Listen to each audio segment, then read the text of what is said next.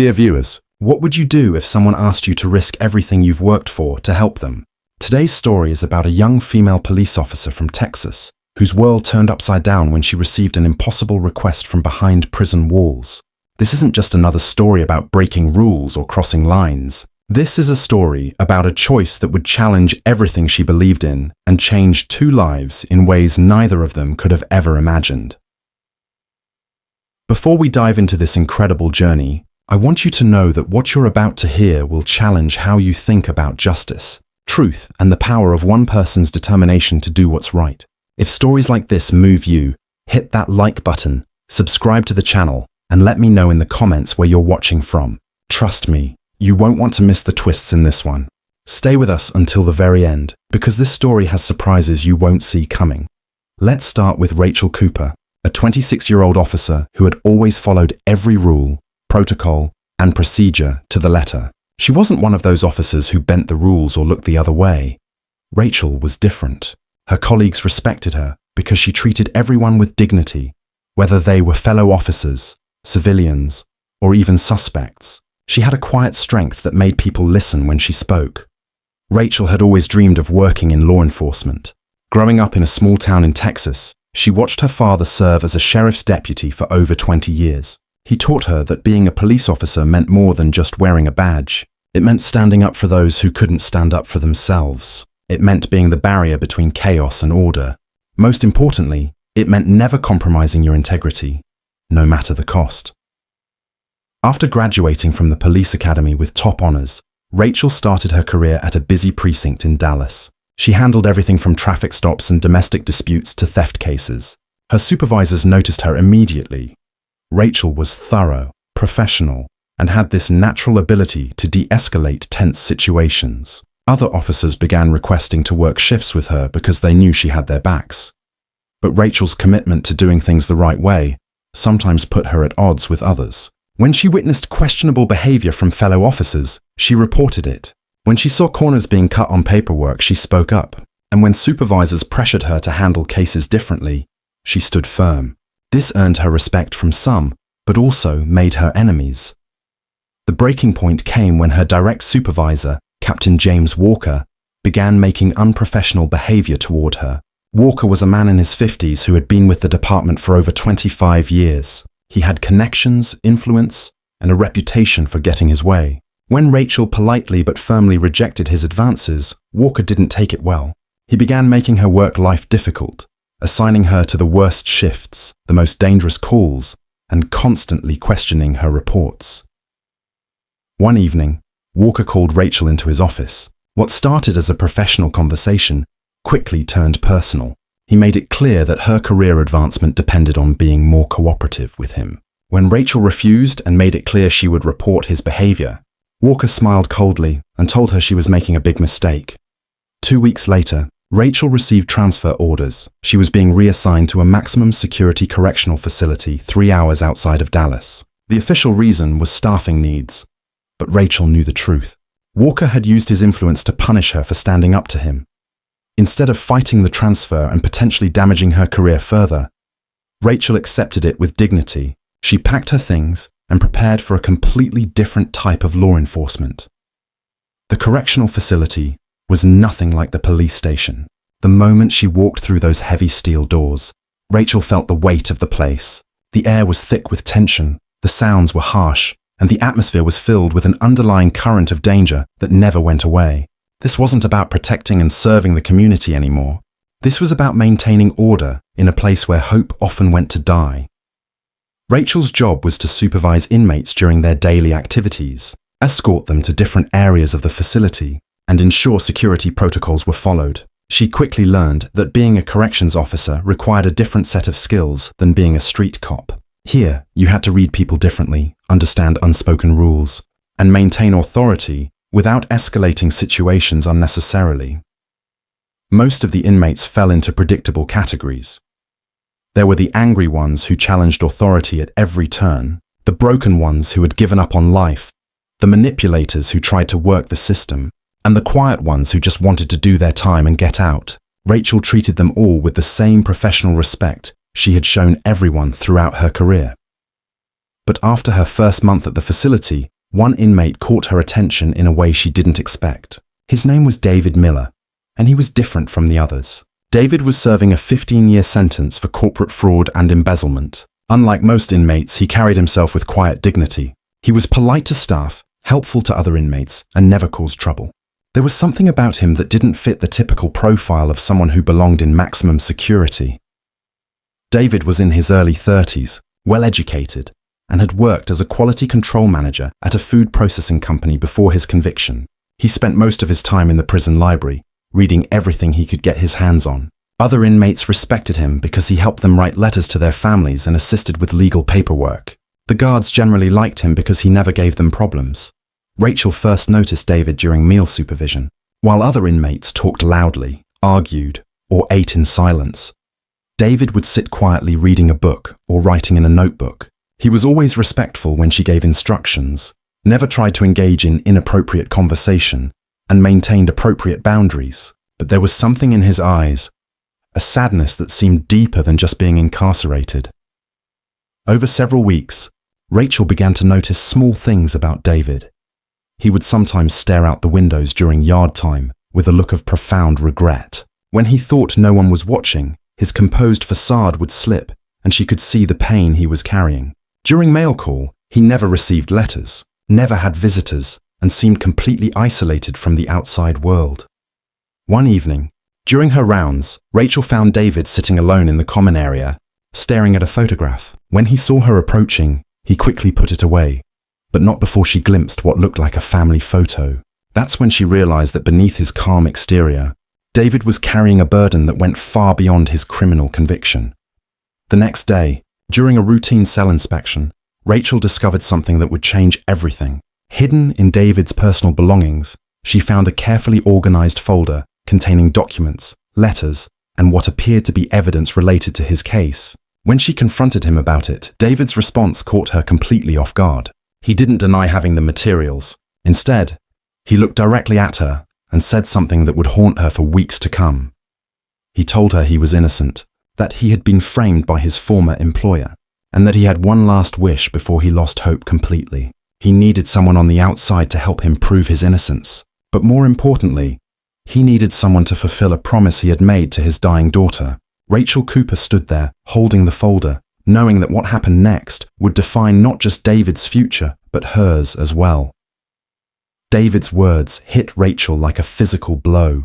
She stood frozen in his cell, the folder trembling slightly in her hands. Everything about this moment felt wrong, dangerous, like standing on the edge of a cliff, knowing one wrong step could destroy everything she had worked for. But there was something in David's voice, a quiet desperation mixed with dignity, that made her stay and listen. He told her about his daughter Emma, who had been only 8 years old when he was arrested. Emma had been battling leukemia, spending more time in hospital beds than playgrounds. During his trial, while lawyers argued over financial records and corporate policies, Emma's condition had worsened. David had made her a promise during one of their last visits before sentencing. He promised he would prove his innocence and come home to take her to see the ocean. Something Emma had dreamed about but never experienced. Emma died 6 months into his sentence. David never got to fulfill that promise, never got to say goodbye properly, never got to show her the waves she had only seen in picture books. The guilt was eating him alive, but there was something else. Emma's mother, David's ex-wife, had received unwanted phone calls after the trial. Someone wanted to make sure certain information stayed buried, and David believed his former employer was behind it. Rachel found herself asking questions she never intended to ask. Why hadn't his lawyer pursued these leads? Why hadn't the evidence been presented properly? David's answers painted a picture of a legal system that had failed him, of corporate lawyers who had outmaneuvered an overworked public defender, of witnesses who had suddenly changed their stories or disappeared entirely. That night, Rachel couldn't sleep. She kept thinking about David's story, about the folder of documents, about a little girl who had died while her father sat in prison for crimes he claimed he didn't commit. She told herself this wasn't her problem, that getting involved would be professional suicide. But every time she closed her eyes, she saw David's face when he talked about Emma. The next morning, Rachel made a decision that went against every instinct she had developed as a law enforcement officer. During her lunch break, she drove to the nearest public library. and started researching David's case. What she found in old newspaper articles and court records made her stomach turn. The case had been rushed through the system. Key witnesses had recanted their testimony after the trial. The company David had worked for had been investigated for safety violations multiple times, but somehow those investigations had always been dropped. Rachel spent her days off digging deeper. She contacted journalists who had covered corporate crime, spoke with former employees of David's company, and slowly began to piece together a pattern of corruption that went far beyond what David had been accused of. The more she learned, the more convinced she became that David was telling the truth. But investigating was one thing. Acting on what she had learned was something entirely different. Rachel knew that helping an inmate in this way could cost her not just her job, but potentially her freedom. If she was wrong about David, if this was all an elaborate manipulation, she would lose everything. But if she was right, an innocent man was rotting in prison while the real criminals walked free. The breakthrough came 3 months into her investigation. A former company executive, dying of cancer and wanting to clear his conscience, reached out to a reporter with evidence of the cover-up. Financial records, emails, and recordings proved David had been framed. The executive had been pressured to falsify documents that made David appear guilty, while the real embezzlement had been orchestrated by senior management. Rachel knew this was the moment of truth. She could take this information to the authorities through proper channels, but that would take months or years to work through the system. Or she could take a more direct approach, one that would require her to step outside her role as a corrections officer and become something she had never been before, an advocate for justice, operating in the shadows. She chose the harder path. Working with the journalist and the dying executive, Rachel helped coordinate the release of the evidence to multiple news outlets simultaneously. She used her position at the prison to document David's exemplary behavior, to gather statements from other inmates about his character, and to build a case for his innocence that couldn't be ignored. The story broke on a Tuesday morning. By that evening, David's case was front-page news across Texas. The company executives who had framed him were arrested. The corrupt officials who had covered it up were under investigation. And David, who had spent 3 years in prison for crimes he didn't commit, finally had hope again. But Rachel's involvement hadn't gone unnoticed. Prison officials launched an internal investigation into how sensitive information about David's case had been leaked. They suspected someone on the inside had been helping him, and Rachel knew it was only a matter of time before they connected the dots back to her. The night before David's conviction was officially overturned, he asked to speak with Rachel privately. They met in the prison chapel, a quiet space where inmates often went to find peace. David thanked her for everything she had done, but then he made another request, one that would test Rachel's commitment even further. He asked her to help him fulfill the promise he had made to Emma. Not the original promise about proving his innocence, but a new one.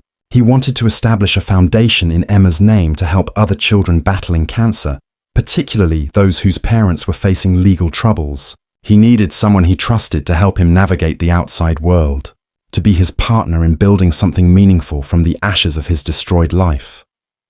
Rachel looked at this man who had lost everything, his daughter, his freedom, his reputation, and yet still wanted to use his experience to help others. She realized that fulfilling David's last wish wasn't just about clearing his name or seeking justice. It was about transformation, about taking pain and turning it into purpose, about honoring the memory of a little girl who had never gotten to see the ocean. As David walked out of prison, a free man, the following week, Rachel knew her own journey was just beginning. Rachel stood at her apartment window 3 days after David's release, watching the sunrise paint the Texas sky in shades of gold and pink. Her phone had been buzzing constantly with calls from prison administrators, internal affairs investigators, and reporters who had somehow gotten her number. She let them all go to voicemail. There were bigger things happening now, things that mattered more than protecting her career. David had called her the night before. His voice sounded different outside those prison walls, lighter somehow, but still carrying the weight of everything he'd been through.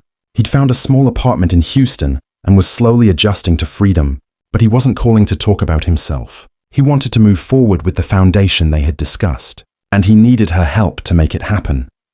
Rachel had spent years following orders, working within systems, trusting that institutions would do the right thing. But watching David's case had taught her that sometimes the system fails, and when it does, individuals have to step up and fill the gaps. She made a decision that morning that would reshape everything about her future. She submitted her resignation from the correctional facility.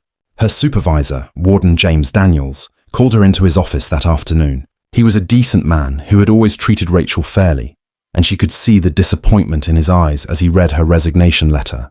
Daniels set the letter down and looked at her directly. He told her he knew she'd been involved in the Chen case, that the investigation had found evidence of her research activities, but he also told her something she hadn't expected. He said that in 30 years of corrections work, he'd rarely seen an officer show the kind of integrity she'd demonstrated. He couldn't officially condone what she'd done, but he understood why she'd done it. Rachel left that meeting feeling a mix of relief and terror. She was walking away from steady income, benefits, and a career path she'd worked hard to build, but she was walking towards something that felt more important than any paycheck, the chance to be part of something that could make a real difference. David Miller met her at a coffee shop in downtown Houston the following week. It was strange seeing him in civilian clothes, sitting across from her without bars or guards or institutional protocols between them. He looked older than his 33 years, but there was something in his posture that hadn't been there in prison. Hope, maybe, or determination. They talked for hours about the foundation. David had already been in contact with several hospitals and cancer research centers. He'd spoken with lawyers about the legal requirements for establishing a non-profit organization, but what he needed was someone who understood investigations, someone who could help identify families who needed support, someone who could navigate the complex world of law enforcement and legal systems that often left families feeling helpless and alone. Rachel found herself saying yes before she'd fully processed what she was agreeing to. Maybe it was the way David's eyes lit up when he talked about helping other families avoid what he and Emma had gone through. Maybe it was the realization that she'd spent her entire career trying to serve justice, and this felt like the purest form of that service she'd ever encountered. They spent the next 3 months laying the groundwork. Rachel used her savings to cover living expenses while they applied for non-profit status, developed program guidelines, and reached out to potential donors. David threw himself into the work with an intensity that was almost frightening. He would stay up until 3 a.m. in the morning, researching funding opportunities, writing grant applications, and reaching out to medical professionals who might want to partner with them. Rachel worried about him sometimes.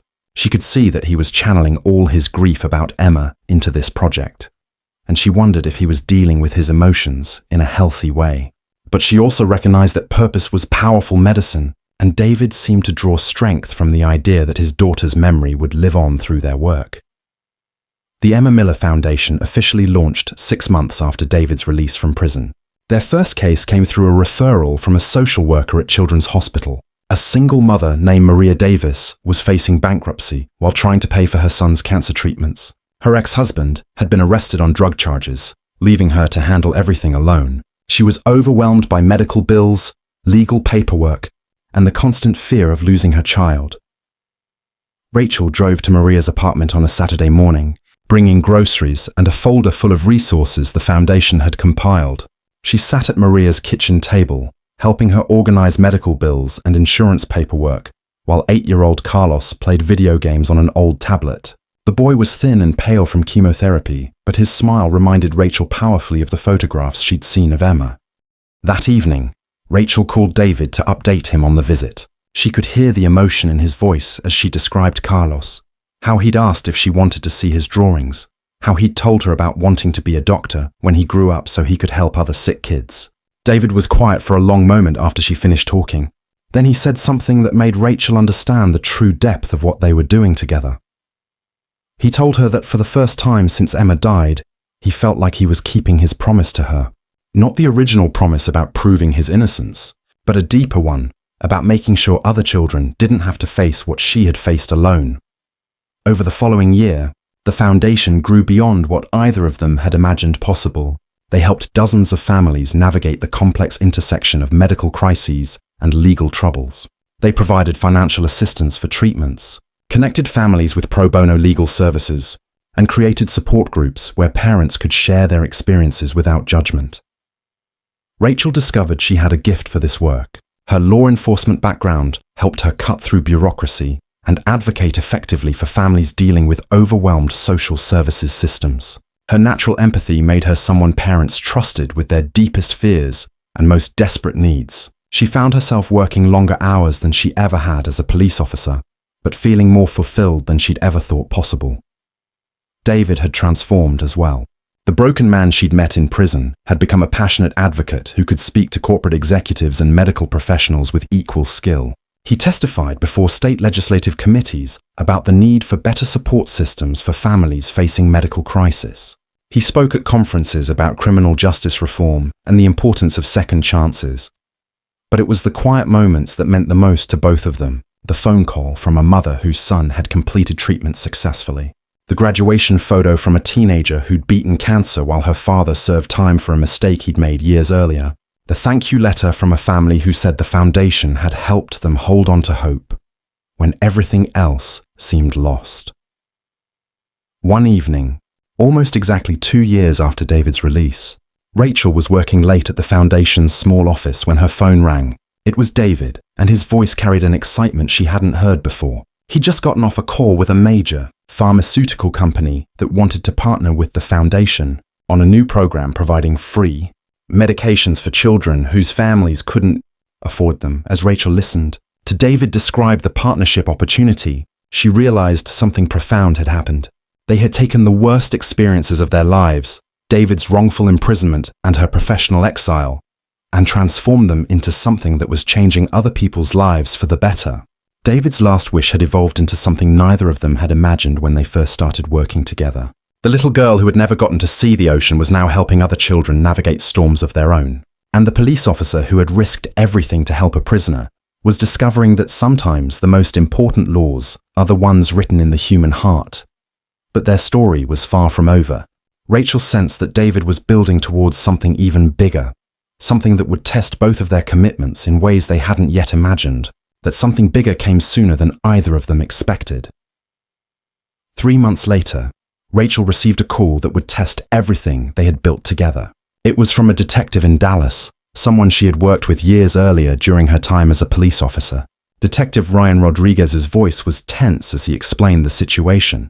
A major investigation had uncovered a network of corporate corruption that went far beyond David's original case. The same company that had framed David was now facing federal charges for systematically covering up safety violations that had led to serious illnesses and deaths.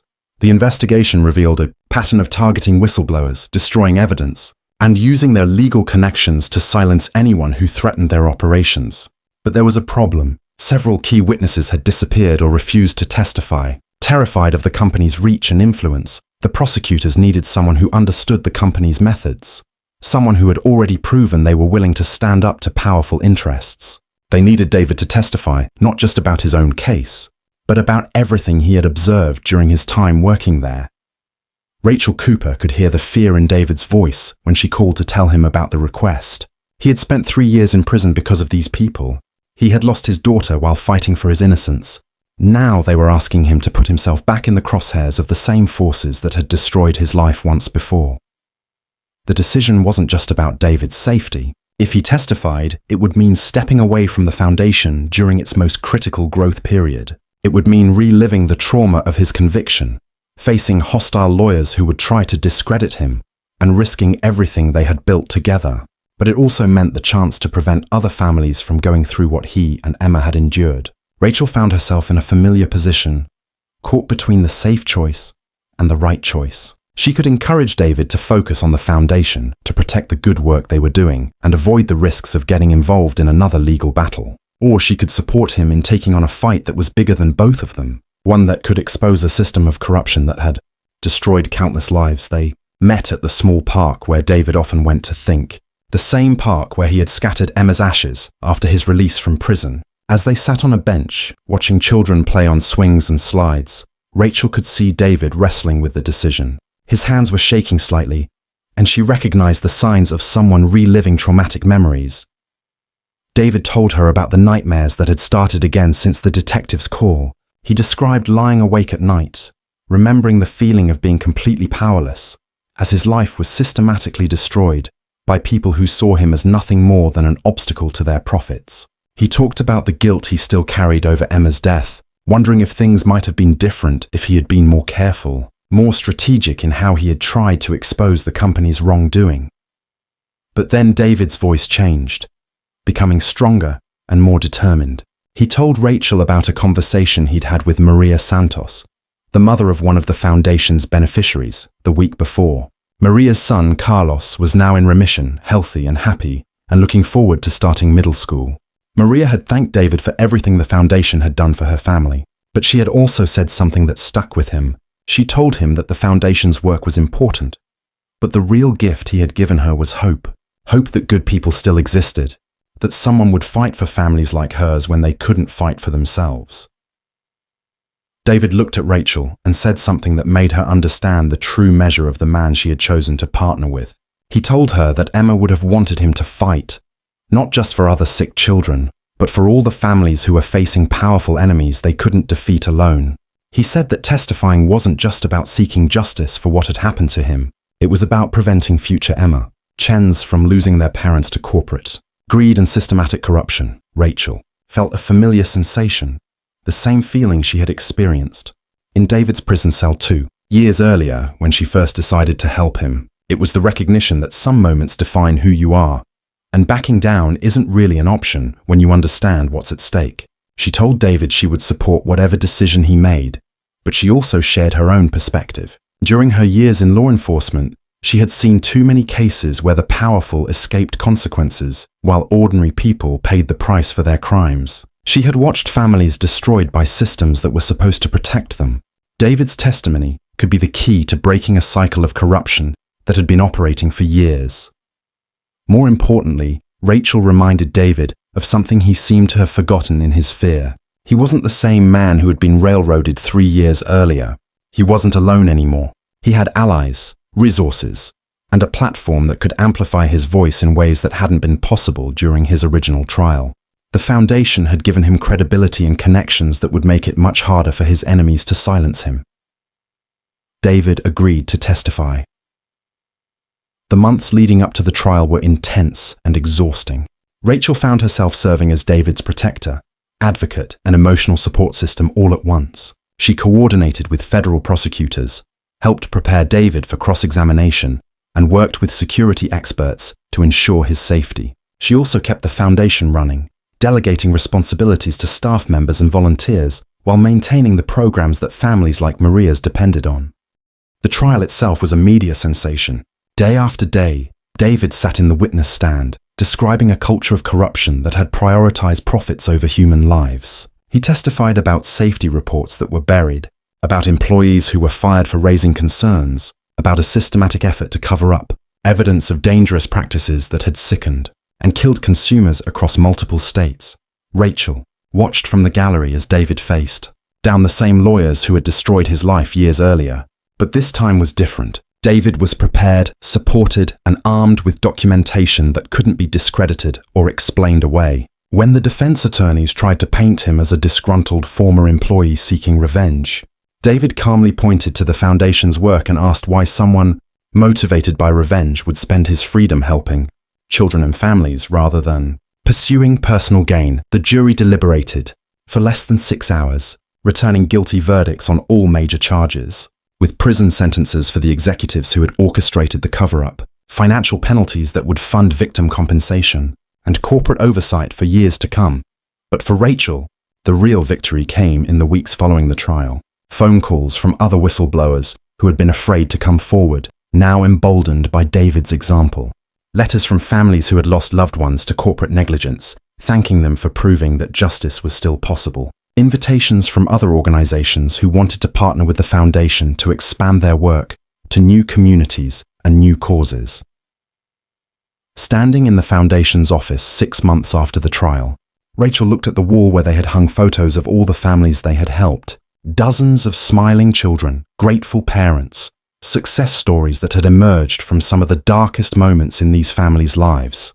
In the center of the wall was a photo of Emma Chen, the little girl who had never gotten to see the ocean, but whose memory had inspired waves of change that were still spreading outward. David appeared beside her, following her gaze to Emma's photo. He was different now than he had been even a year earlier. The fear was gone, replaced by a quiet confidence that came from knowing he had found his purpose. He told Rachel that he had been thinking about expanding the foundation's work, maybe establishing chapters in other states, maybe developing new programs to address the intersection of medical crises and legal troubles in underserved communities. Rachel smiled, recognizing the tone in David's voice. It was the same tone he had used when he first described his dream of helping other families avoid what he and Emma had experienced. But now his dreams had the weight of proven success behind them, and the resources to make even bigger changes possible. As they stood there planning the future, Rachel reflected on the journey that had brought them to this moment. She had started as a police officer trying to serve justice within established systems. Then she had become a corrections officer, working to maintain order in a broken institution. Finally, she had found her calling as an advocate operating outside traditional structures, using her skills and experience to fight for people who had nowhere else to turn. David's last wish had been simple in concept, but profound in its implications. He had wanted someone to help him prove his innocence and honor his daughter's memory. But fulfilling that wish had required Rachel to risk everything she had worked for, to step outside her comfort zone, and to discover capabilities she never knew she possessed. The foundation was thriving, but Rachel knew their work was far from finished. Every day brought new calls from families facing impossible choices, new stories of people caught between medical crises and legal troubles they couldn't navigate alone. Each case reminded her that David's original wish had evolved into something much larger, a commitment to ensuring that no family would have to face these challenges without support and advocacy. Dear viewers, sometimes fulfilling one person's last wish becomes the beginning of something that changes countless lives.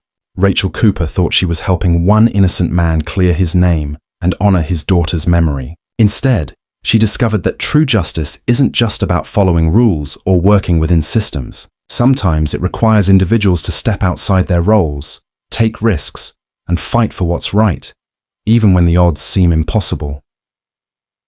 David Miller's last wish wasn't just about proving his innocence. It was about transforming pain into purpose, turning personal tragedy into a force for positive change, and ensuring that a little girl's dream of seeing the ocean would live on through the lives of other children who needed someone to fight for them. As the foundation grew, Rachel and David began to realize the profound ripple effect of their actions. They had already helped countless families, but the true extent of their impact began to surface when the community they had built started to echo with voices they hadn't expected. More and more families reached out to share their stories that mirrored David's in ways they never imagined. Parents who had been abandoned by the justice system, individuals whose lives had been derailed by a legal system that didn't listen to them, and children whose futures had been stolen by corporate greed and negligence. Rachel stood at the foundation's office late one night, looking over the reports and letters. It was overwhelming, the sheer number of people needing help, needing hope. She wasn't sure how they could do it all. "David," she said, calling him from the office. "We're running out of hours in the day to do what we need to do. This is bigger than we thought." David's voice came through the phone, calm and steady, as always. "I know, but we can't stop now, Rachel. We've created something that's too important to let go of." Rachel agreed. The foundation was no longer just a project to help a few families. It had become a movement that started with David's last wish and had turned into a mission to make sure that no one, no matter their background or situation, had to face their struggles alone. One cold afternoon, Rachel received an unexpected call. A mother from a small town in Texas had been watching their work unfold on the news and reached out with a story that broke her heart. Her son, a bright teenager with aspirations to be a doctor, had been diagnosed with a rare form of leukemia. The family was already overwhelmed by the diagnosis, and then the financial burden of his treatment began to mount. They had no insurance and no savings. Worse still, the hospital had already sent them multiple bills, some of which they could not even begin to pay. The mother, Maria, had heard of the Emma Miller Foundation and how they were helping families in similar situations. She desperately needed help. Rachel didn't hesitate. She knew this was the moment to put their resources to the test. She arranged for David and her team to meet with Maria and her son, Carlos. Rachel sat with Maria in their small, modest home, hearing the anguish in her voice as she explained the situation. Her son, Carlos, was upstairs in bed resting after chemotherapy, his small body pale and weak. But when Rachel and David walked into the room, Carlos perked up, a shy smile crossing his face. "I want to be a doctor," Carlos told Rachel, his voice soft but hopeful. "I want to help other kids who are sick, like me." Rachel looked at David, her heart heavy with the weight of their mission. They had to help this family, not just to provide financial relief, but to give Carlos hope. They couldn't let this young boy's dreams die before he had a chance to chase them. Over the next few months, Rachel and David worked tirelessly, securing medical support, arranging legal aid for the family's hospital bills, and ensuring that Carlos got the best treatment possible. Slowly but surely, the community surrounding the foundation began to rally. They organized charity events, partnered with local hospitals, and even received donations from major corporations, eager to support their cause. But Rachel and David knew that this was just one case among many. They needed to keep moving forward, pushing boundaries, and challenging the systems that failed families like Maria's. One evening, after a particularly long day of meetings and phone calls, Rachel found herself staring out the window of her apartment, reflecting on everything they had accomplished. The foundation had grown beyond their wildest expectations. They had built a network of support, but the fight was far from over. David walked into the room, holding a small envelope in his hand. "I got a letter today," he said, his voice calm yet carrying a sense of emotion. He opened the letter and handed it to Rachel. It was from a woman named Sarah who had lost her husband to cancer while he was in prison. The letter was brief, but the words were clear. "Thank you for giving us hope. Your work has saved us. My son now has a chance at a future." Rachel read the letter, feeling the weight of the words. Sarah's story was one they had heard too many times, but this one hit closer to home than she could have anticipated. It was a reminder of why they had started this journey.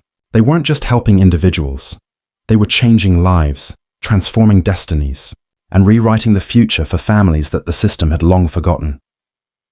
Rachel and David continued to work together, their bond growing stronger as they navigated the complexities of the foundation's growth. They both knew that the fight wasn't over. With every new success, there were new battles to face. The corporate world still fought against them, and there were always more families in need of their help. But Rachel had come to realize that their work wasn't just about fighting a system, it was about changing the system. It was about creating a new kind of justice, one that wasn't bound by rules but by compassion, one that didn't just punish the guilty but uplifted the innocent. Months passed, and the foundation expanded to new cities. Rachel became a sought-after speaker, advocating for justice reform, fighting for better healthcare policies, and sharing the powerful story of David Miller. Their foundation was soon recognized as a leader in the fight for justice, and its influence stretched across the country. They were not just changing lives, they were changing the narrative of what it meant to fight for what's right. And through it all, David remained steadfast in his commitment to his daughter's memory. Emma's story had sparked the beginning of something monumental, but David had always known that fulfilling her last wish was only the beginning. As the foundation grew, David and Rachel both realized that their journey was far from over. There would always be more people to help, more stories to change, and more battles to win. In the end, their story wasn't just about proving an innocent man's innocence. It was about the power of a promise kept, the depth of human connection, and the transformation of pain into purpose. As David continued to honor Emma's memory through their work, Rachel realized that she had found her own purpose too. It wasn't about following the rules, it was about making the rules better for everyone. David and Rachel had created something far bigger than themselves. Together, they were not just changing the system, they were rewriting it, one family at a time. Have you ever had to make a life-altering decision, one that could change everything? This story about Rachel and David brings us to such a moment, and it raises some powerful questions about justice, truth, and sacrifice. Let's dive into these thought-provoking questions. If you were Rachel Cooper, would you risk everything to help someone in prison, even if it meant jeopardizing your career and reputation? You say, David Miller was framed for a crime he didn't commit. After losing everything, including his daughter, do you think his fight for justice was worth the sacrifice? Or do you believe the system failed him from the start? USA. If you were in David's position, how would you honor a loved one's last wish? Would you keep your promise, even if it meant facing overwhelming odds? USA. Now it's your turn. We'd love to hear your thoughts. Comment below with your answers to these questions and tell us which country you're from. For question 1, what would you do if you were Rachel? E.g., I'd risk everything, I'm from Canada. For question 2, do you think David's fight was worth it? E.g., I believe the system failed him. I'm from the UK. For question 3, how would you honor a loved one's last wish? E.g., I would keep my promise, I'm from Australia. Like the video if you believe in second chances and the power of standing up for what's right. Subscribe to stay updated with more inspiring stories that bring hope, justice, and change to the world. Share this video with friends and family who need to hear this incredible story of courage and transformation. Thank you for joining us on this journey. We can't wait to hear your thoughts and continue the conversation.